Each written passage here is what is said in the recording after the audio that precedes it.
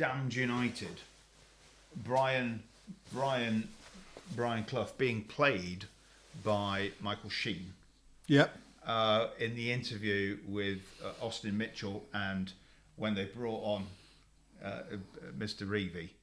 Down there, a lot of our youth team, if people don't know. Hello, we're back! Yes, it's another Corby Town Football Club podcast with me. Hello, I'm Chuck, and that is Michael.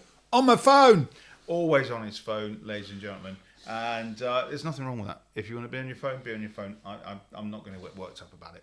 Get off your phone! I'm not going to get worked up about it at all. Anyway, we're here, and it's another Monday night if you're watching it as it comes out. And it's been a busy weekend. Corby have just played, whoever they played, and it looks like the next game at Steel Park won't be until the 11th of November.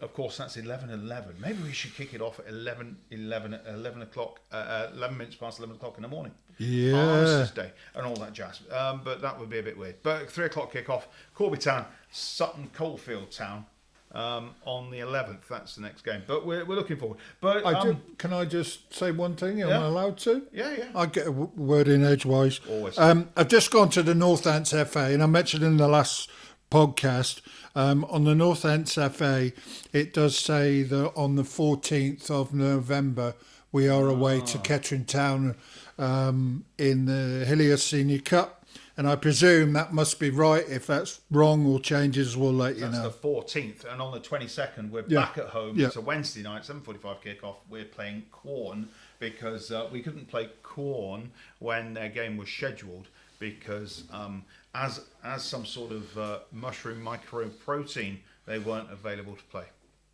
Oh no, it's because they were still in the FA Trophy. Everyone's still in the FA Trophy apart from us. But they're a microprocessing team, aren't they? Meat substitutes. That's what they are. Yeah. I've met a couple of substitutes. Anyway, we're leaving it there. I tell you what you should do, you know. Take Right, that jacket. here's one for Look you. at that jacket! No, wrong with this. Or was it this side? I don't know. Anyways, when they come and you read out the team and it gets to, you just say the meat substitutes. I'll do that. And that is their substitutes. Well, it's like last week. I did say even on the radio, even on BBC Radio Northampton, I said, we're playing Anstey No Mates. Really? Just slipped out. Sorry. But yes, we're not going to mention your jacket again. It's had far too much kind of coverage, but you won't find that in the club shop. But you will find out what I'm wearing in the club shop, because this hat is available in the Corby Town club shop, and also this snood. I've got one of them. It's like a new age scarf. You can even buy these headphones with Corby Town logo on them. Can you? No. No. 'Cause, that's a pair of headphones I'd never subscribe to buying. What are they? Well, they're JVC. Are they really? Yeah. And as JVC used to sponsor that team in North London I don't like, I would never ever use a product which has sponsored a team I don't like. My favourite headphones are Sony. I've got a pair of Sony And they're headphones. absolutely superb. But unfortunately, when I had a flood in my house, then, yeah. Say no more. So just a word to the people that put together sponsorship packages for football teams. If you've got a team you don't like and they've got a sponsor, and I don't like that team, I'm now not going to like that sponsor. So thanks to Carlsberg, for instance, sponsoring a team up north that wear red, I would never ever drink Carlsberg. I would never buy a product by Sharp because of their involvement with that team from the second team from Manchester. And who did? Oh, you know that team in West London that wear all blue except white socks? You know that team. Used to be sponsored by the Russians. Well, their kit had a big number 3 on it, at one point. They did. And therefore, I would never use that particular phone service because they sponsored a team I didn't like.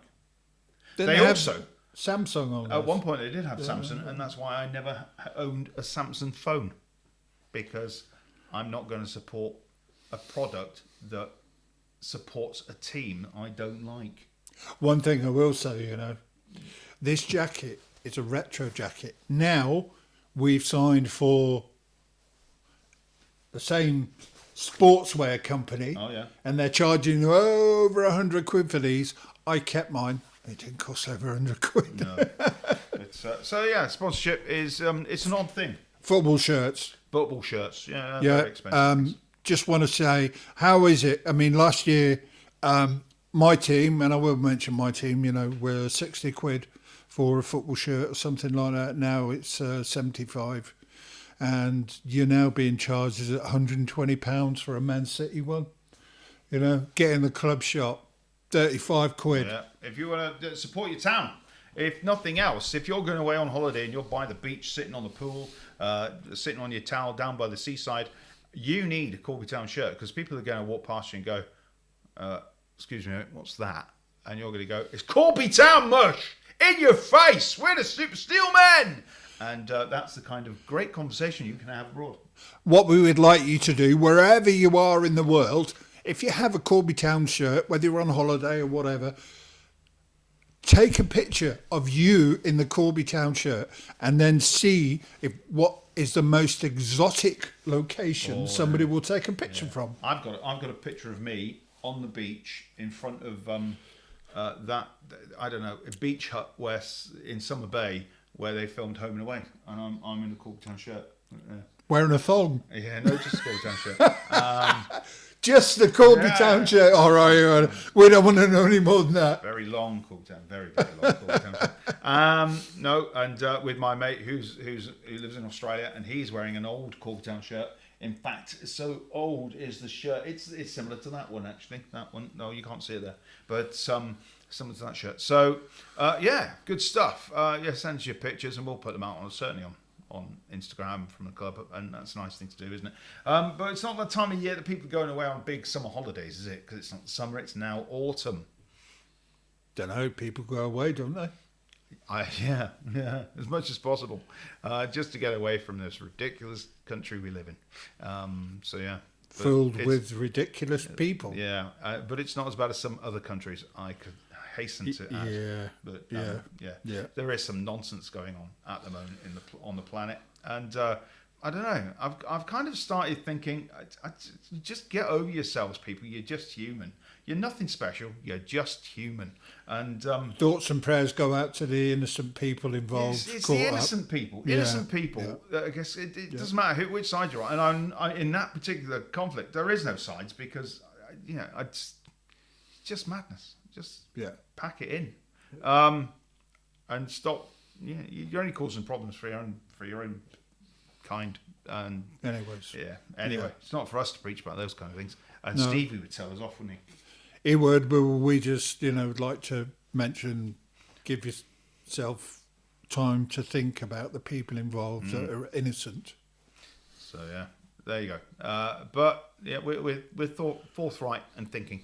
Inclusive as well. We'll take it. If you want to be a Corby Town fan, join us, and you'll have us behind you. What are we going next then? So we've changed, so we look different from last week's podcast. I've put a hat and a snood on. You've put a jacket on. A rather nice jacket. I can't see it. From this angle, I cannot see that tree and watery sign. Though I did. And weirdly enough, I was watching. First of all, it pounced up on YouTube. I was watching From the Damned United, Brian Clough being played by Michael Sheen. Yep. In the interview with Austin Mitchell, and when they brought on Mr. Reevy. And that was set up in the studio as part of the movie. Then I watched the real 37 minutes. And classic. It's great. But the weird thing is, they ended up kind of complimenting each other about the good work that they do. But Don Revie was a terrible manager for England, wasn't he? He wanted absolute nothing for England between 73 and 78, I suppose, when your man Ron Greenwood came along. But Revie, no, not my kind of manager, really. I'm with Cloughie. Cloughie, I thought he was a good guy. But he's right. He said right at the end of that interview, young man, I want to be the manager of England under 21s. But of course, that'll never happen. And Brian Clough, the greatest English manager that never happened. Yeah, I guess we've had some good managers, but yeah. And he brought a team to Corby as well, didn't he? He did, opened the floodlights at Occupation Road, brought a team to Corby. So, Cloughie, well done. We miss you. Anyways, how many people know what these 2 stars mean? Everybody that's ever watched any game of football from the mid-70s onwards, we both know that you won 2 European Cups, and that's what they stand for. And certain other big teams across Europe don't have stars on their shirt advertising the fact. Even Villa have got one, and Ipswich have won as well. For crying out, it wasn't even a competition back then. They were like giving them away. Do you know, I went to the Forest Tottenham game last year, and all the Forest fans singing "Champions of Europe." You'll never sing that. Hey, I mean, this goes back again. I'm not going to harp on about Scousers, and I'm still whinging about the fact that they got beat at White Hart Lane. But the way that they cheated in the European Cup final, Champions League Cup final, when their player kicked the ball against the hand of a Tottenham player. Nowadays, replay is what we're calling. Replay that should have been. But just get over yourselves, Scousers. It doesn't matter, right? That's all I'm saying, 2 things I want to happen regarding Merseyside. I want the Scousers to stop whinging about that game and Everton to go down. Actually, I don't think Everton will go down. We'll wait and see what happens with that. And that's not because of Sean Dyche. I think Sean Dyche is all right. It's just the fact that I think it would be funny that the fact they're moving it into a new stadium and they've dropped a division. So the massive stadium that isn't right on the Mersey, it'd be absolutely freezing. Any fans there, they'll be going, "Oh, the whipping of wind off the Mersey." Ooh. I don't know. It is like a bowl. A bowl. It's kind of like, I don't think. How much work did they have to do? If I remember rightly, am I wrong in thinking this? Didn't they actually have to move? I don't know what the word is. They had to build out in the water. Yeah. So what would they use for the? Well, I think they've just pushed it back and they've just built on top of what was rock bed at the bottom of the Mersey River. So, what has happened is they've announced the clubs where the European Championships in 2030 are going to be held, when it's held in England and Ireland. Okay. And one of the clubs that is being used, one of the stadia that is being used, is mighty Tottenham Hotspur, White Hart Lane. We're calling that. There's no advertising on that yet. And another one apparently will be the Everton ground. Yeah, you would think and not the Liverpool ground. Because apparently, I don't know why this is, but they think the pitch, it's not the ground, it's the pitch, is not good enough.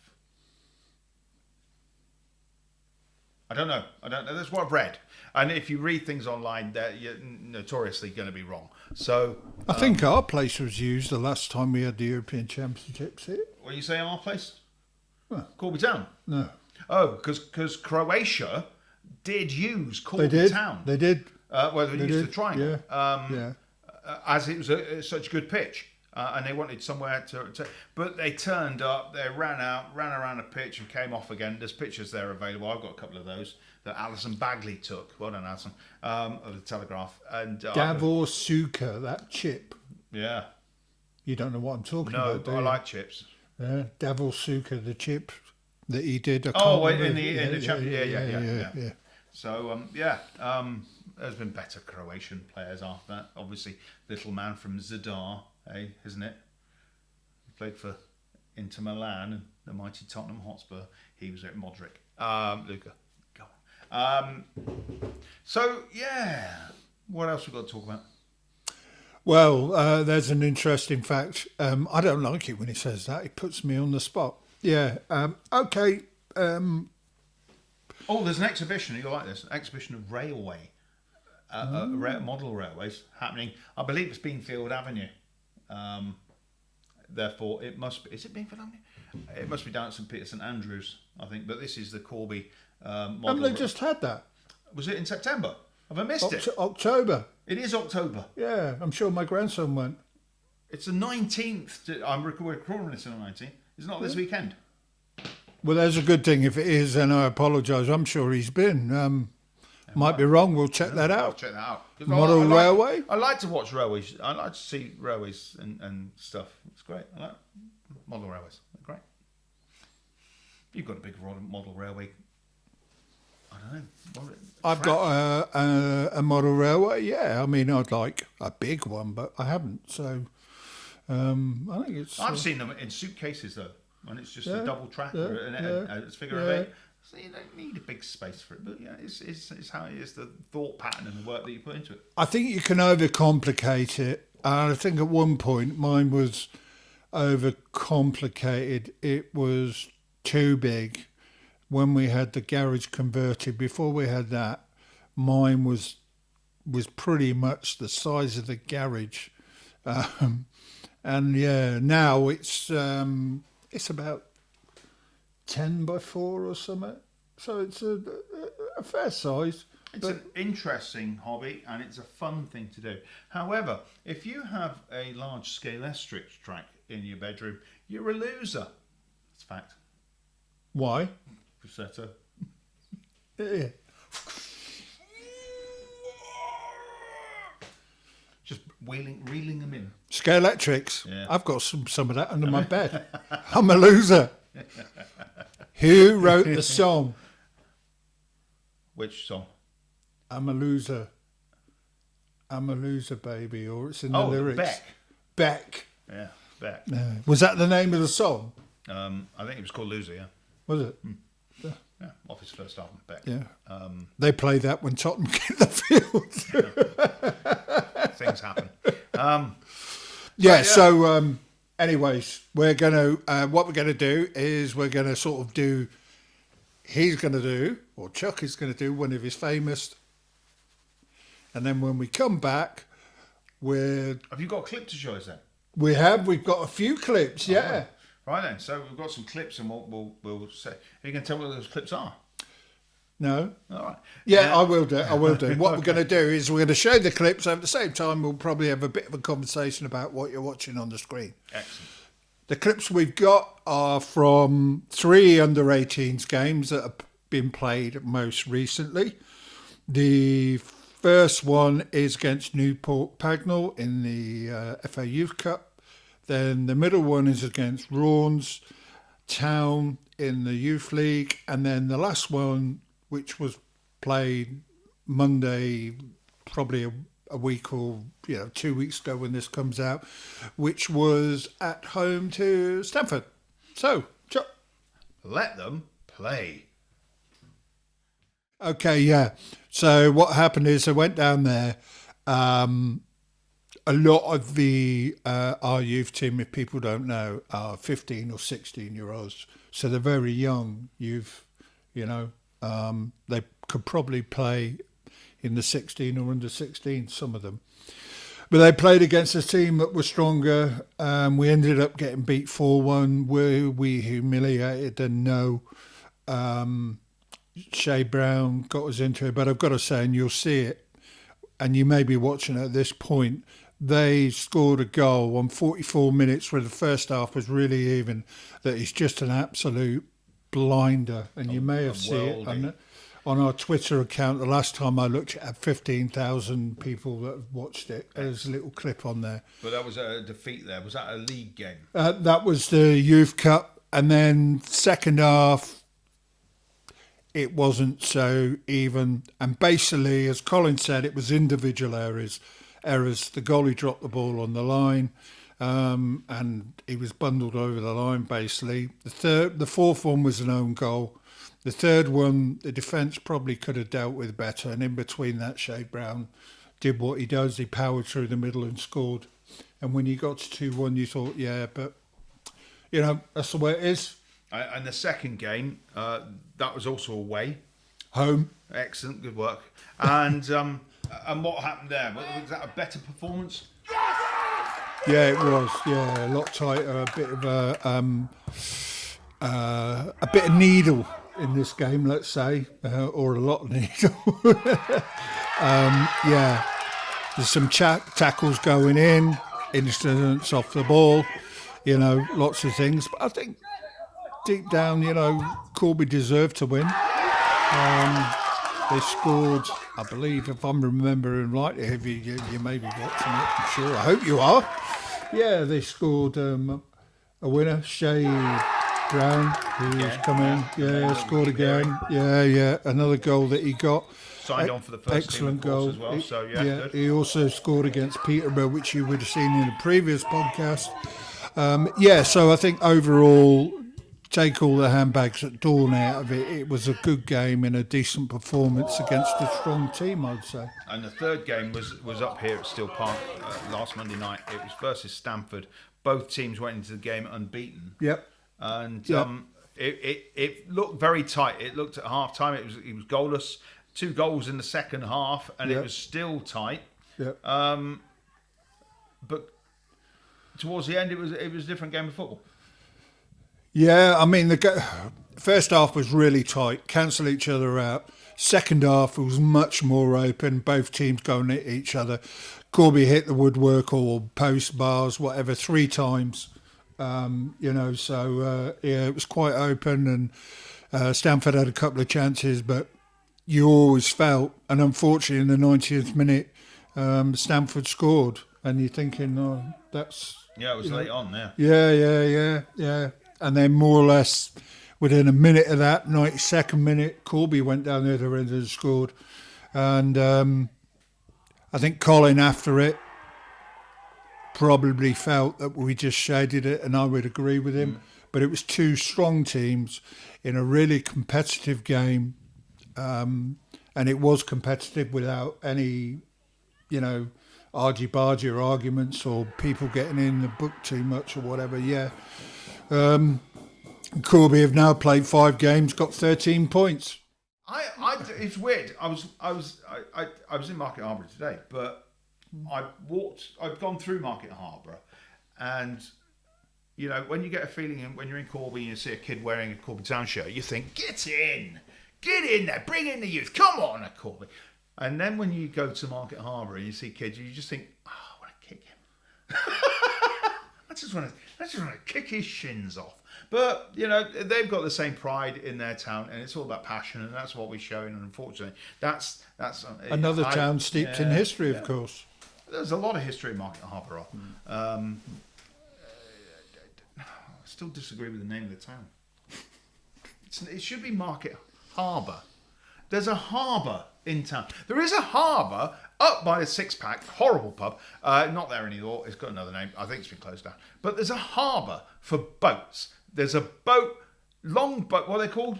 Canal boats. There's a canal harbour. It's not harbourer. It's Market Harbour. Does that mean Daventry should be called Daventry Marina? Yes. Because they've got a marina there, haven't they, apparently? Yes. Well, no, we discussed it. It's Long Buckby, isn't it? Long Buckby and Long Wharf. Buckby Wharf. Yeah. Wharf. Long Buckby Wharf. Yeah. Which is the sound that an asthmatic dog makes. You can have that. I'm sure. I love. Back on his phone again, ladies. Yeah. I'm absolutely certain Wharf. Wharf. Not Bath. That's the sound of something else after 14 pints in the pub. What? Bath. I wouldn't know. I don't know what he's typing in, ladies and gentlemen. So, what other football teams can you tell us about that have got a name which is kind of onomatopoeic in relation to the sound that a dog may make? That's what we're looking for this week. Please write your answers on the back of a sealed envelope and send them off to me in a bin in Corby. What are you looking for? I'm just looking, it's telling me where Daventry Marina is. Oh, right. Because it's absolutely pointless to the podcast. It's bits of road that you travel a lot. Now, everybody we knows that everybody on a road. If you're getting on the M1, you go on a junction on the A45, you go down onto the M1 and you go to London. And if you're going north on the M1, you get on at the M6 and you go north up to Leicester and Nottingham and Newark. Newark, you want to be on the A1 for that. But so there's a little patch of road, the M1, that we in Corby and the surrounding area don't particularly get to use. And on that bit of road, the M1, between Northampton and where we would get on the A14 junction, is of course Watford Gap.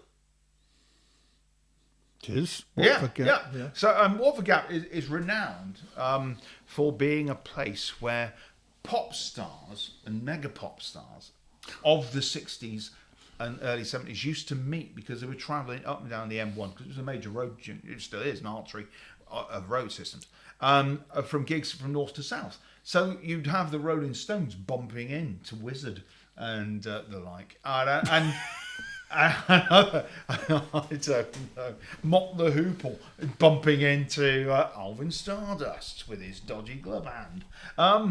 So yeah, that would happen, but I've never been to Watford Gap. Have you not? But the weird thing is Watford Gap, if you parked up at Watford Gap, I knew there was a point to this. If you parked up at Watford Gap and go outside the service station, there's a bit of land within yards. I think it's within 50 yards to 100 yards, maybe no more than 200 yards, I'm sure. And it's a triangulation point of the point where three counties actually meet. Oh. Because of course, obviously, going back to Northamptonshire and how well positioned it is, Northamptonshire is surrounded by 9 other counties. Is that where the Three Counties radio comes from then? No, because that's further down the road. Is it? Yeah. That's down in Dunstable and Bedfordshire and Hertfordshire. I think it's Bedfordshire, Herts and Bucks. Because they cover, if Three Counties radio, I think, cover Milton Keynes Dons. Oh, right, okay. Luton, Dunstable, and Bedfordshire and all those kind of governments. But there you go. Interesting fact about somewhere. But I think it's not far from, because I think Long Bugby isn't far from Watford Gap. Is that right? I've never been to Long Bugby. Football grounds in Northamptonshire I've never been to. Long Bugby. I've never been to Diamonds until Station Road, Long Bugby. And another one. I've never been to. You get the clubhouse, which is on the main road, and then there's this little gap that opens up. Oh. It's a little fence thing, and you walk all the way down on this path, and you can't see a thing. Excellent. You can't see a thing, and then right at the bottom is health and safety at local football. Little gate, and there's Long Bugby Football Club. Sounds awful. So I'm never going to go there. We'll only ever play them in the Hillier Cup. If you've been to an allotment, that's what the pitch is like. Oh. Sorry, but it is. I'm never going to likely to be there because it'd be an away game midweek. Never going to go. So But so that's a bit of history about Watford Gap, Long Bugby, Daventry, and all those teams in that gap. Yeah. There's a place there, and I think there's a marker that actually says this way. What would it be? This way for Warwickshire, this way for Northamptonshire, and this way for Leicestershire. I think that's the point. Oh, it might be. I might actually be thinking this wrong. There's 4 there. It might be 4, but I'm not sure. But I looked this up. I did read it in a book where somebody was going to all these strange places. I think it was a Mark Walker book. Walden book. I think I'll have to come back to you. I'll never get back to you. But yeah, we've got any other interesting stuff we want to talk about tonight about football, maybe. No, I don't think so. I think we've kind of we've given you all this wonderful information this evening. We don't want to mention the fact that Ange Postecoglou has won the manager of the month for 2 months running. No, he's been nominated for the sack, and the reason being is whoever gets nominated or wins manager of the month, you can guarantee that Tottenham will be mid-table by end of November. And can we also mention the 2 nominations for Player of the Month, September and August, were both Tottenham players, and as in Madders and Sonny? That wouldn't surprise me. All right. And do you want to mention that Tottenham are top of the league currently when we're filming this, and are also their youth team, which is their reserve team, and their under-18s team are also in that position. Yeah. And I think it's refreshing at the end of the day. Will Man City win it? Who knows? Haaland isn't the same player this season. For me, that's an interesting fact, because of course we've just watched the international games, and he was playing for Denmark. Correct? No, he was playing for Norway. Yeah, I hope he's not playing for Denmark. No, whoever he was playing. He was playing for Norway. He plays Norway. He's Norwegian. And they got beat by Spain, allowing Scotland to take part in. Yeah, congratulations. For the European Championships next year in Germany. So, but we need those smaller teams to be involved. Actually, did you see somebody put on the Corby Town page or whatever, one of the forums, whatever? It's we're off to Germany. You know, it's probably Jim next we know year. the rules. We're not allowed to mention the word Jim Darragh. No, and underneath that comment, I put only for a week. No. Yeah, Jim Darragh wasn't happy about mentioning Jim Darragh, was he? I don't know. I'm supposed to. Yeah. Who? Jim Darragh. Never heard of him. Have you not? No, Jim Darragh. Don't know who he is. Yeah. Apparently, it was a guy called Chuck that brought it up. Never heard of him either. Sounds terrible. No. What time is it? I need a beer. Yeah. Is that the time? It's 8:20. Yeah. So beer. We're not allowed to mention beer. Anyways, should we wrap it up? We'll wrap it up by saying this: that please subscribe, like, and hit the notification button. Please give us any comments. It's always nice to hear your feedback. Get up here, support the youth team. Yeah, ladies team, and of course the first team. Get behind them. It's a bit sparse with home games. We've got quite a few away games coming up, so we'll see you on the road, and we'll bring you as much football as we can here from Steel Park in the up and coming weeks before we get to what will be a very busy end of the year. Yeah, your favourite time. Horrible time of year. Yeah. And then the end of the year, of course, is a countdown to my birthday, which is 2 weeks after the end of the year, and it's the best day of the year. And I believe it must be I think it's a Sunday this year or next year. Oh, okay. And I will be 34, which is lovely. Yeah. I know how old he'd be because he's born in the same year I was. What a fantastic year that was. Yeah. Yes. So please, hope you enjoyed it. We'll say good night. Good night. My name's Chuck. This is Michael. Take it easy. Good night. Mine I go. Good night.